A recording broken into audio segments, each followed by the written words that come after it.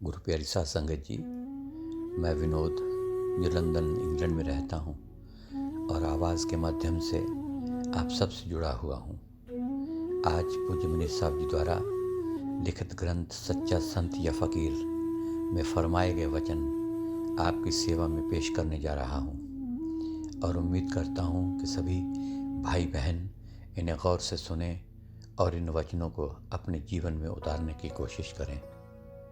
सो पेश है पूज्य मनीष साहब जी के वचन और आज कल से आगे। सच्चे संत सच्चे मालिक के एजेंट हैं। सच्चे संत सच्चे मालिक के एजेंट या कारकुन हैं, जो उन जीवों को जो अपने सच्चे वतन वापस जाना चाहते हैं भर्ती करने के लिए आते हैं और उन्हें राहदारी बख्शते हैं। यह राहदारी जीवों का चिताना, दीक्षित करना या जीवों पर सतगुरु की मोहर लगाना है, जिसको मुसलमान फ़कीर बैत होना कहते हैं, ईसाई इनिशिएशन कहते हैं और सिख जियादान कहते हैं।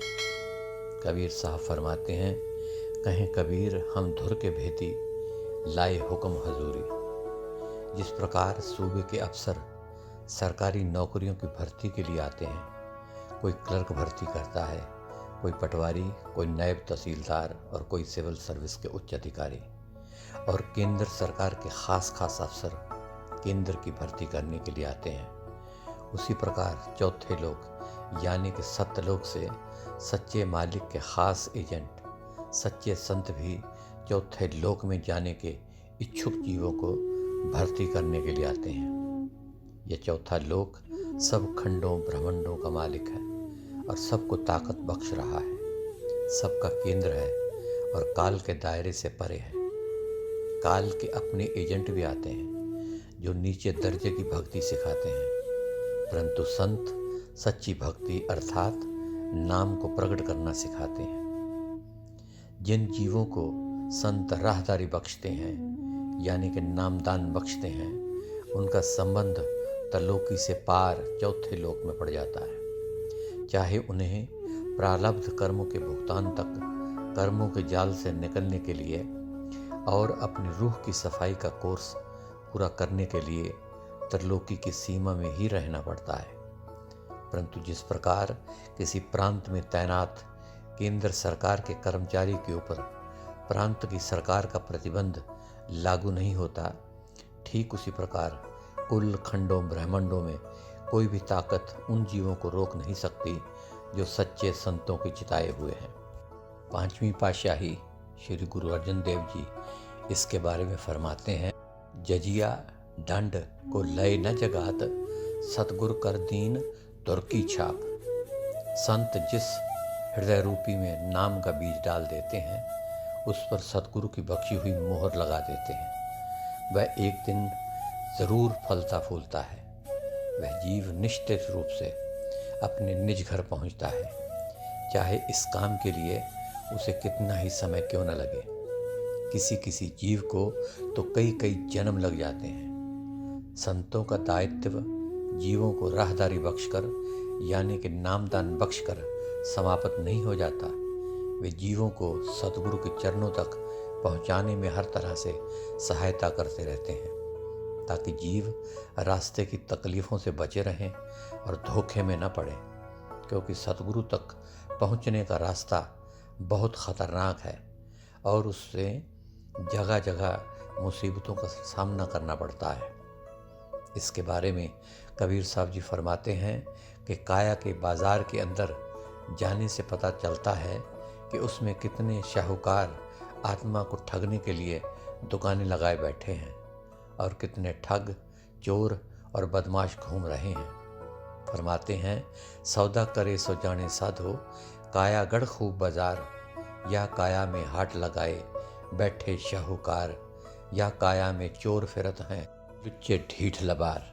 एक मुसलमान फ़कीर हकीम सनाई साहब फरमाते हैं कि जान की विलायत के अंदर कई आसमान और उसको चलाने वाले हैं। रूह के रास्ते में कई ऊंचाइयां और गहराइयां हैं, कई ऊंचे पहाड़ और दरिया हैं। मौलवी रूम साहब भी इस बात का जिक्र करते हैं कि रूह के रास्ते में इतने बड़े समुंदर, सुनसान बियाबान और पहाड़ हैं जिनके बारे कि जीव कल्पना और विचार भी काम नहीं कर सकता। इनकी तुलना में ये दुनिया ऐसी है जैसे कि समुद्र में एक बाल। और मौलवी रूम साहब अपनी मसनवी में, अपने फ़ारसी के शेरों में इस बात को इस तरह बयान करते हैं: अंदर आं बहरो बियाबां जवाल, सख्ता में गर्दन ओ हाम व ख़याल, ई बयाबां दर बियाबां हायू चू अंदर बहरपुर यकतार मुँह। इसी बात को गुरु नानक साहब जी ने काजी रुकनुद्दीन को बताया था कि आप पुराने किलों का उदाहरण देकर समझाते हैं कि इस शरीर रूपी किले के अंदर एक अजीब खेल है। इसके 9 दरवाजे बाहर की तरफ खुलते हैं और 10वां अंदर की तरफ खुलता है, जिससे होकर मालिक के महल को रास्ता जाता है। इससे आगे अमृत के कुंड भरे पड़े हैं। इनमें आला से आला कमल का अर्थात 10वें द्वार का है, जिसमें सच्चे नाम का अमृत है। इसे कोई बिरला ही पीता है, पर जो पीता है वह सदा की जिंदगी प्राप्त कर लेता है। इस महल के कोट पर 52 किंगरे हैं और हर किंगरे पर तोपची तोपें लगाए बैठे हैं ताकि कोई अंदर दाखिल न हो सके। जैसे पुराने किलों के इर्द गिर्द खाइयाँ हुआ करती थीं, इसमें भी 7 समुंदर, अनेकों खाइयाँ और नदियाँ और हजारों रखवाले सूर में प्यादे और सवार हैं। इस महल के 12 बुर्ज और 9 दरवाजे हैं और 5 खास पहरेदार काम, क्रोध, लोभ, मोह, अहंकार पहरे पर बैठे हैं, जो अपने अपने काम में जीव को उलझाए रखते हैं। वे इसको अंदर जाने का ख्याल तक नहीं आने देते तथा अपनी चौकी से बाहर नहीं निकलने देते। इस चलते फिरते महल यानी कि शरीर की 2 खिड़कियां बाहर को खुलती हैं, जिनसे हम देखकर अपने लौकिक काम करते हैं। तीसरी खिड़की शिव नेत्र अंदर खुलती है, जिसके बारे में हम बिल्कुल बेखबर हैं। इसको खोलकर ही मालिक के दरबार का रास्ता मिलता है और मालिक का दीदार पाया जा सकता है। वहाँ पर मालिक की दरगाह से नाम शब्द की बांगें आ रही हैं, जो जीव को अपने घर वापस ले जाने के लिए आवाज़ें दे रही हैं।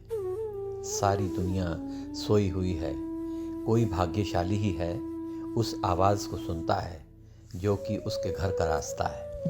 सारी बात को गुरु नानक देव जी अपनी वाणी में इस तरह फरमाते हैं: 9 दरवाजे कोट दे 10वां नूर महल, हौज हयाती पुर भरे तिस विच कमल अचल, गिरद महल दे कोट है 52 किंगरे तिस, किंगरे किंगरे तोप जी बड़नन तिंदे किस, 7 समुंदर खाइयाँ नदियाँ अंत न पार, कई रखवाले सूर में प्यादे ते असवार, 12 बुर्ज महल दे 9 दरवाजे नाल, 5 खास हैं पाहरू चौकी देन संभाल, 1 महल 2 बारियाँ शिव शक्ति सुल्तान, खिड़की खोल दीदार देन बहुत बड़ा इनमान, ऊपर खासे महल दे देवें बांग खुदाए, सुत्ते बांग न सुन सकन रेहा खुदा जगाए, सुत्ती पई निपाग सब सुने न बांगे कोय, जो जागे सोई सुने साईं संधी सोए। आगे पूज्य मनीष साहब जी अपनी ज़बान मुबारक से फरमाते हैं: इन सुनसान बियाबानों, पहाड़ों व समुंदरों में से गुजरना जो इन चोरों और ठग्गों से भरे पड़े हैं, कोई खाला का घर नहीं है। ऐसे भयानक रास्ते में जीव को कदम कदम पर रहबरी यानी कि पथ प्रदर्शन की ज़रूरत है। इसलिए हाफिज साहब फरमाते हैं कि इस रास्ते पर बिना किसी रहबर पथ प्रदर्शक की मदद के सफ़र न करना, क्योंकि इस रास्ते में अंधेरा है और गुमराह हो जाने का डर है। मौलवी रूम साहब फरमाते हैं कि किसी ऐसे रहबर का दामन पकड़ जो स्थूल दुनिया और ऊपर के आत्मिक मंडल दोनों का जानकार हो। और आगे फरमाते हैं कि जो इस दुनिया में जंगलों, पहाड़ों और उजाड़ों में भी अर्थात हर वक्त तुम्हारे साथ रहे, और जब तुम इस शरीर को छोड़कर अर्थात जिंदा मरकर ऊपर की मंजिलें, सूक्ष्म, कारण और चेतन देशों में सफ़र करो तो वहाँ भी तुम्हारी मदद कर सके। और फिर फरमाते हैं कि हमें किसी ऐसे संत के चरणों में बैठना चाहिए जिसको हमारे दिल की खबर हो, जो हमारे दुखों और कठिनाइयों का अनुभव कर सके और उनको दूर कर सके। हमें दरअसल ऐसे वृक्ष के साए में बैठना चाहिए जिस पर ताज़े फूल व फल हों, जहाँ से हमारे दिल और दिमाग को ताजगी मिले और हमें ज़िंदगी के फल खाने के लिए मिले। इस दुनिया के बाज़ार में तू बेकारों की तरह न घूम, किसी ऐसी दुकान पर बैठ जहाँ मालिक रूपी शहद का ख़जाना हो। ऐसे संत महात्मा रूहानी ताकत के भंडार मालिक की दरगाह से लेकर आते हैं। वे मालिक के ख़जाने के चाबी बरदार खजानची हैं, जिनके द्वारा मालिक अपनी दौलत खुद लुटाता है। जब तक संत इंसानी चोले में रहते हैं, वे मालिक के हुक्म से सब जीवों को प्रेम, प्यार और दीनता से समझाते हैं कि यह मानस देह मुश्किल से 84 लाख योनियां भुगतने के बाद मिली है, परंतु नाम की भक्ति के बिना ऐसे ही बर्बाद हो रही है और एक दिन यूं ही मिट्टी में मिल जाएगी। 5वीं पातशाही श्री गुरु अर्जन देव जी इस बात को इस तरह फरमाते हैं, चिरंकाल पाई दुर्लभ देह नाम बिहोणी होई खे। जितनी जल्दी हो सके इन संसारिक बंधनों को तोड़कर आज़ाद हो जाओ और अंदर जाकर नाम धन प्राप्त करके जिसका ख़जाना संत मालिक की दरगाह से बांटने के लिए आते हैं, जन्म मरण के बंधनों से आज़ाद हो जाओ। जैसा कि किसी कवि ने कहा है कि मालिक संतों के रूप में आकर जीवों से यह भीख मांगता है, क्या आज लुटा दे सर्व सपना, मान ले कहना मेरा, मिट जाएगा पल में तेरा जन्म जन्म का फेरा। परंतु इस दौलत का कोई ग्राहक नहीं मिलता, अगर मिलता भी है तो कोई विरला। यही कबीर साहब फरमाते हैं कि मेरे अंदर नाम रतन की खान खुली है, जिसको मैं मुफ्त में देता हूँ, परंतु इसका कोई ग्राहक नहीं मिलता। अपनी वाणी में इस तरह फरमाते हैं, नाम रतन धन मुझ में, खान खुली घट माही, सीत मीत ही देत हूँ, ग्राहक कोई नहीं। इस बात को हाफिज साहब फरमाते हैं कि या खुदा चारों तरफ अंधेरा छा रहा है, सब के सब बिल्कुल कोरे और रूहानियत से बिल्कुल बेखबर नज़र आते हैं और इस धन का कोई ग्राहक नज़र नहीं आता। इससे आगे पूज्य मुनीर साहब जी फरमाते हैं कि जो भी जीव संतों के जीवन काल में तन मन धन मोह माया लोक लाज काम क्रोध लोभ मोह अहंकार के बंधन तोड़कर नाम का ख़जाना प्राप्त कर लेते हैं, उनको कोई ताकत मालिक के दरगाह में जाने से रोकने वाले नहीं। वे सीधे मालिक की दरगाह में आते हैं। जो जीव ऐसा नहीं कर पाते तो संतों की चोला छोड़ने के बाद भी उन जीवों का संबंध चौथे लोक की सरकार से नहीं टूटता और उनके बकाया कोर्स की कार्रवाई जारी रहती है। जैसे कि भर्ती करने वाले अफसर की बदली हो जाने पर या उसके रिटायर हो जाने पर भी उसके द्वारा भर्ती किए गए कर्मचारियों का संबंध सरकार से बना रहता है। पूज्य मुनीर साहब जी फरमाते हैं कि संत सच्चे वैज्ञानिक हैं और सच्चे व पूर्ण इंसान हैं। हमारा विज्ञान दृष्टिमान का ज्ञान है, जिसके द्वारा प्रकृति के नियमों को जानकर हम उस पर काबू पा सकते हैं और उस पर शासन कर सकते हैं। लेकिन अपने अंदर वाले उस ज्ञान अथवा ताकत को जो इन दृष्टिमान वस्तुओं को जीवन या प्रकाश दे रहा है नहीं जान सकते।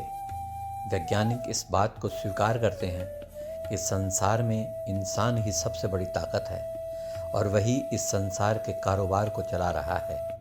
डॉक्टरी, इंजीनियरिंग या किसी और विद्या से हम उसी समय लाभ उठा पाते हैं जब हम उसको अपने अंदर से जान लेते हैं।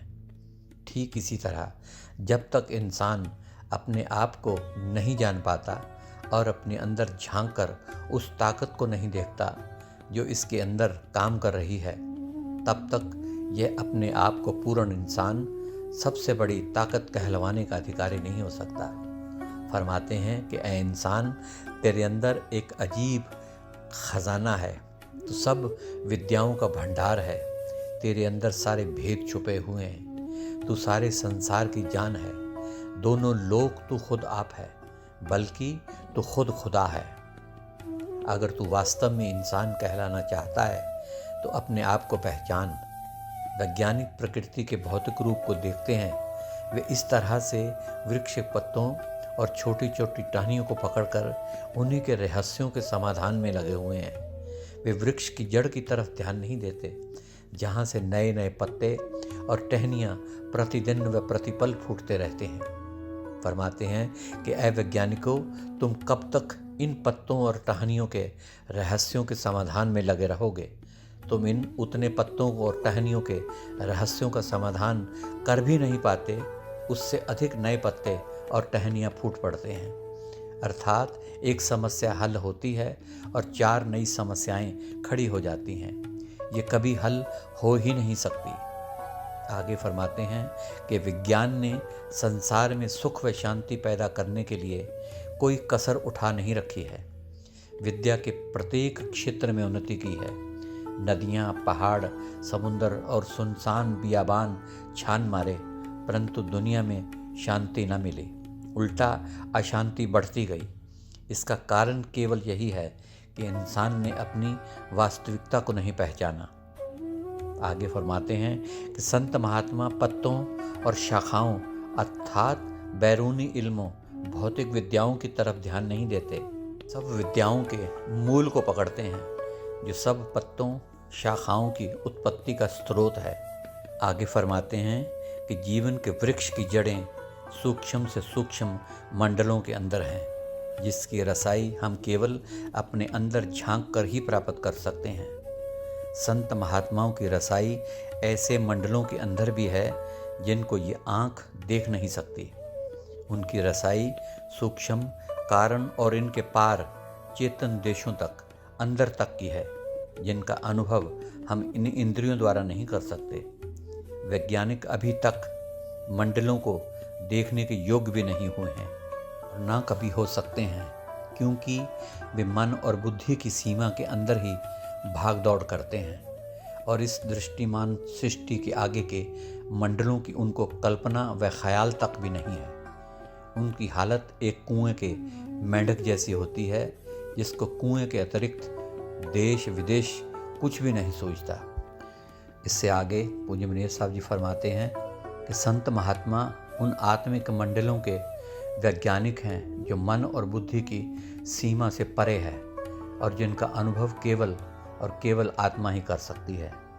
वे उन मंडलों के अंदर रोज़ सफ़र करते हैं। वे बताते हैं कि ये स्थूल मंडल दुख का घर है और इससे पार अनगिनत सूक्ष्म कारण और चेतन देश आबाद हैं, जहाँ प्रकाश ही प्रकाश है, जो अपनी सुंदरता, रंग और खुशी में अपना उदाहरण आप में ही आप है, और जहाँ शांति ही शांति है।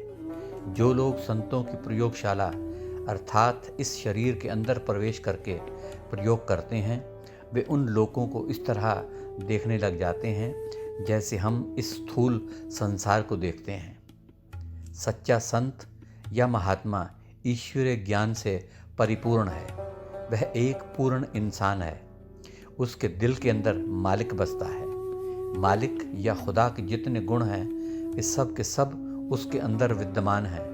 वह मालिक का रूप बना हुआ है। मालिक की जात के सारे गुण उसके अंदर प्रकट हैं।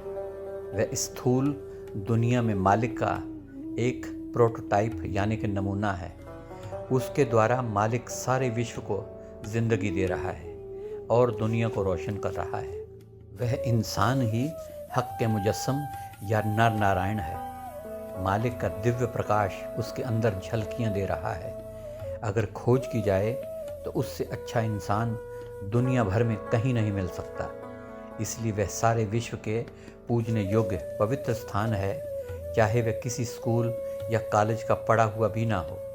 फिर भी वह सब विद्याओं का सोमा है। वह कमाल की सूझबूझ रखता है।